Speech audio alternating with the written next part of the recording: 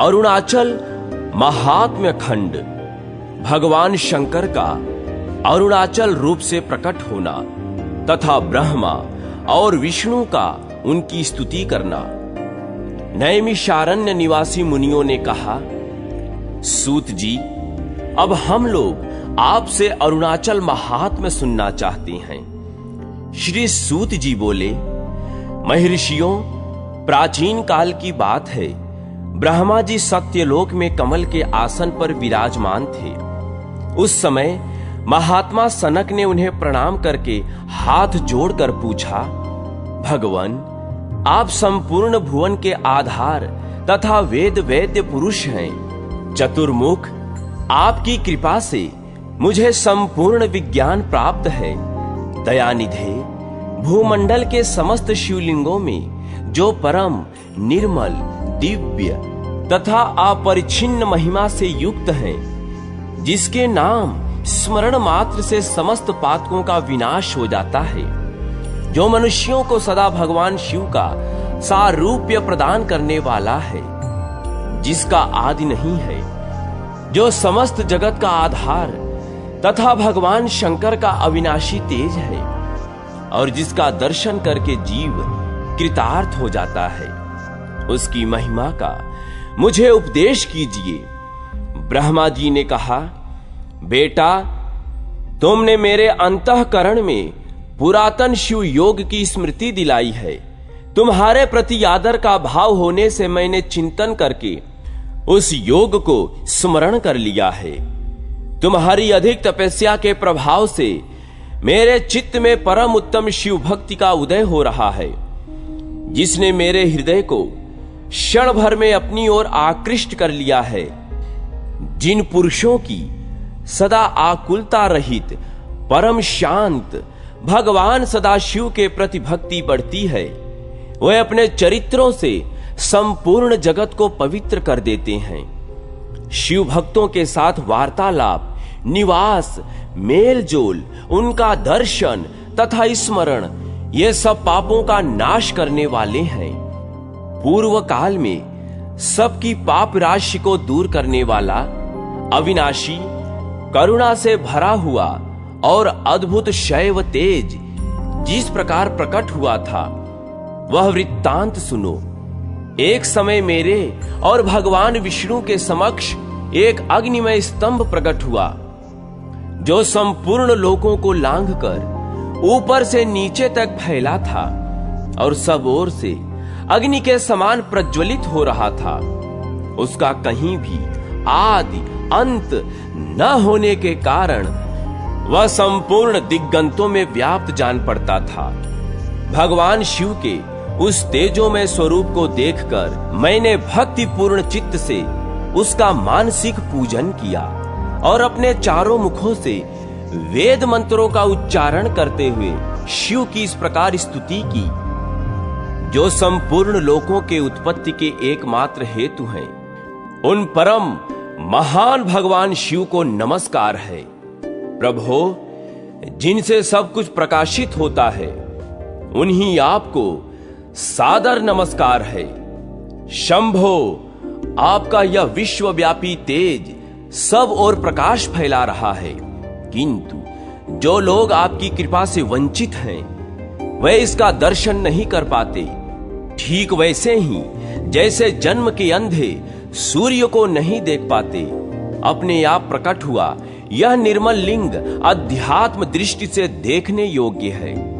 यह भीतर और बाहर सर्वत्र विराजमान है, ऐसा आपके भक्त अनुभव करते हैं। देवेश्वर, जैसे दर्पण अपने में प्रतिबिंब धारण करता है, उसी प्रकार योगी जन अपने अंतरात्मा में आपके इस प्रज्वलित तेज अपरिच्छेद्य विग्रह का दर्शन करते हैं।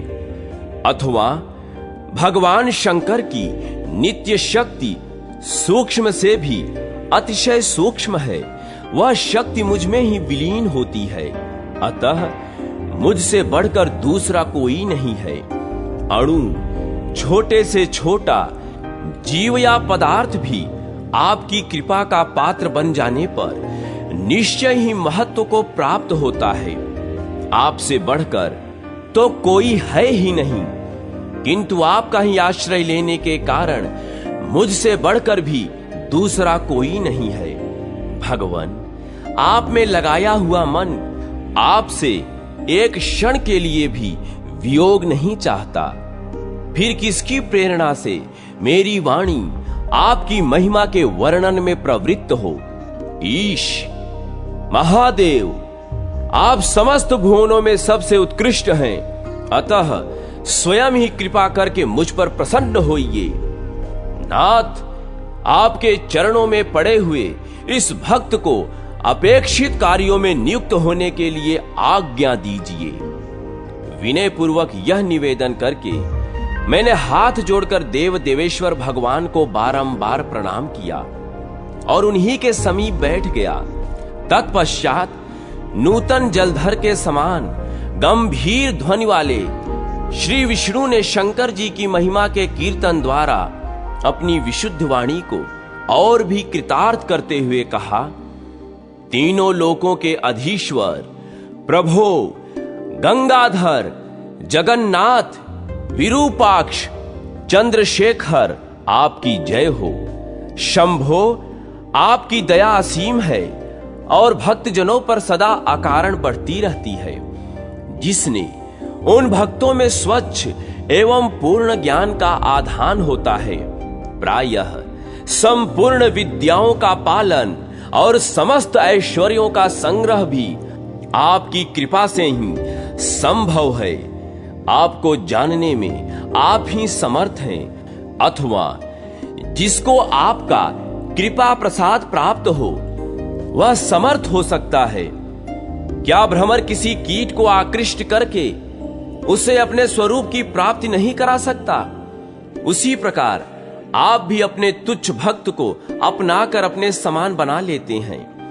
देवता आपके अंश से उत्पन्न हुए हैं, इसीलिए क्या वे प्रभावशाली नहीं हैं? क्या तपाए हुए लोहे में जो अग्नि देवता स्थित हैं, उनमें जलाने की शक्ति नहीं होती?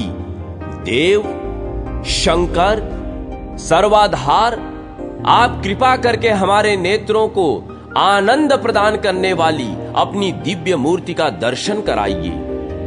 श्री सूत जी कहते हैं, इस प्रकार श्रद्धा और भक्ति के साथ प्रणाम और स्तुति कराने वाले ब्रह्मा और भगवान विष्णु के ऊपर भगवान शंकर बहुत प्रसन्न हुए तथा उस तेजोमय स्तंभ से गौरवर्ण नीलकंठ पुरुष रूप से प्रकट हुए।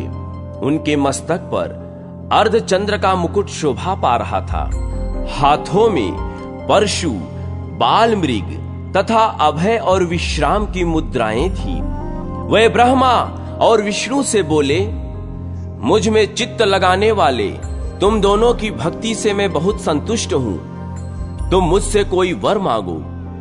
भगवान शंकर की इस वचन से उन दोनों को बड़ी प्रसन्नता हुई।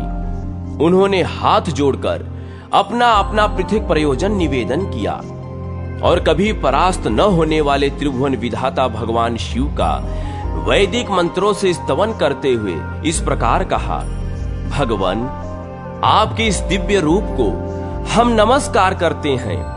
आप सतत वर देने वाले ईश्वर हैं, तेजोमय हैं, देवताओं में सबसे श्रेष्ठ महादेव हैं तथा योगियों के ध्यान करने योग्य निरंजन ब्रह्म रूप हैं। देव, आपने अपने तेज से संपूर्ण आकाश का अंतराल परिपूर्ण कर रखा है। इससे क्षण भर में ऐसी स्थिति हो जाने की संभावना है जिससे यह पूछना पड़ेगा कि देवताओं का निवास स्थान कहां था। समस्त देवलोक भस्म होना चाहता है। सिद्ध, चारण, गंधर्व, देवता और महर्षि आपके तेज से संतप्त हो आकाश में न तो ठहर पाते हैं और न कहीं आने जाने के लिए मार्ग ही पाते हैं। आपके उग्र तेज से तपती हुई यह समूची पृथ्वी अब चराचर जगत को उत्पन्न कराने में समर्थ नहीं होगी। अतः समस्त संसार पर अनुग्रह करने के लिए आप इस तेज को समेटकर अरुणाचल नाम से स्थावर लिंग हो जाइए। जो मनुष्य आपके अरुणाचल नामक इस ज्योतिर्मय स्वरूप को भक्ति पूर्वक नमस्कार करेंगे वह देवताओं से भी अधिक सम्मानित होंगे। अरुणाचल आपकी शरण लेकर सब लोग ऐश्वर्य, सौभाग्य, महत्व तथा काल पर भी विजय प्राप्त करें। यह स्तुति सुनकर भगवान शंकर ने तथास्तु कहकर वैसा ही वर दिया। उस समय कमलाकांत भगवान विष्णु ने अरुणाचलपति शिव जी से प्रार्थना करते हुए पुनः कहा, करुणा निधान अरुणाचलेश्वर प्रसन्न होइए। प्रभो महेश्वर, आपका प्राकट्य समस्त लोगों के हित के लिए हुआ है। आपके इस परम अद्भुत स्वरूप की उपासना थोड़े पुण्य वाले लोगों को सुलभ नहीं है। मैंने और ब्रह्मा जी ने वेदोक्त स्तोत्र द्वारा आपका स्तवन किया है। जो मनुष्य आपका पूजन करेंगे वह निष्पाप एवं कृतार्थ होंगे। जो लोग नाना प्रकार के उपहारों और पूजन सामग्रियों द्वारा आपकी पूजा करें वह अवश्य चक्रवर्ती राजा हों तथा सब पापों से तत्काल मुक्त होकर शुद्ध चित्त हो जाएं। आपके समीप आए हुए सब मनुष्यों को अहंता और ममता का परित्याग कर देना चाहिए। आपके चरण कमलों का ध्यान करना चाहिए। तब भगवान चंद्रशेखर ने ऐसा ही होगा यह कहकर भगवान विष्णु को वरदान दिया और अरुणाचल रूप से भी स्थावर लिंग हो गए। समस्त लोकों का एकमात्र कारण यह तेजस लिंग अरुणाचल नाम से विख्यात हो इस भूतल पर दृष्टिगोचर हो रहा है। प्रलय काल में संपूर्ण लोकों को अपने भीतर डुबो देने वाले चारों समुद्र भी इस अरुणाचल के निकट की भूमि का स्पर्श तक नहीं कर पाते।